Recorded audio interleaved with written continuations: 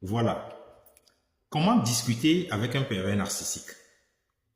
À tous ceux qui ont une fois eu une relation quelconque avec un pervers narcissique ou qui vivent encore avec ce personnage qui traîne avec des handicaps mentaux, que ce soit dans un couple, en famille ou dans une relation professionnelle, vous auriez remarqué que toutes les discussions que vous engagez avec le pervers narcissique ont duré. Des fois, vous parlez à vous fatiguer. Mais finalement, c'est vous qui laissez tomber votre position, votre pensée et vous acceptez les arguments du pervers narcissique pour que la discussion s'arrête. Ou des fois, vous êtes tellement convaincu de ce que vous dites parce que c'est tellement clair et vrai que vous finissez par vous séparer chacun de son côté à queue de poisson comme on dit souvent.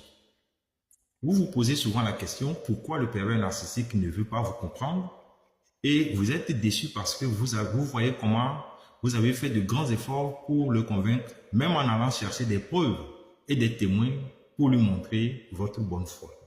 Mais malgré tout, ça ne va pas. Aujourd'hui, je voudrais vous rassurer que c'est du temps perdu et de l'énergie gaspillée à vouloir raisonner un pervers narcissique. Regardez ce que vous faites vous-même.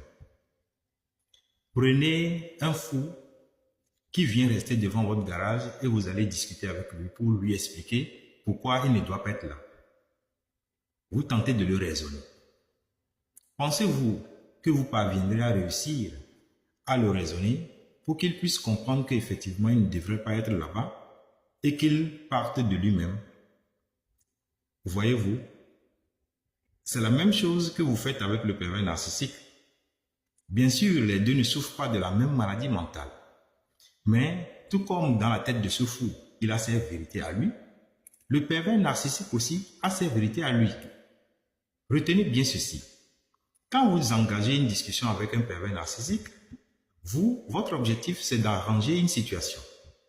Mais, pour le pervers narcissique, c'est un défi qu'il doit relever. Il ne peut pas se laisser gagner dans ce match. C'est lui qui doit gagner. Voilà là où se trouve votre divergence de point de vue. Alors, voici mon conseil. Désormais, évitez d'engager une discussion avec lui.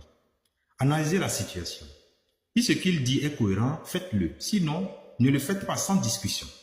Quel que soit comment il vous qualifie ou les mensonges qu'il invente sur vous, acceptez sans discuter. Votre dernier mot doit toujours être « j'ai compris » ou « ça n'engage que toi » ou « j'accepte ». C'est à vous de savoir ce qu'il faut faire. Abonnez-vous, likez et partagez cette vidéo. La suite dans mes prochaines vidéos.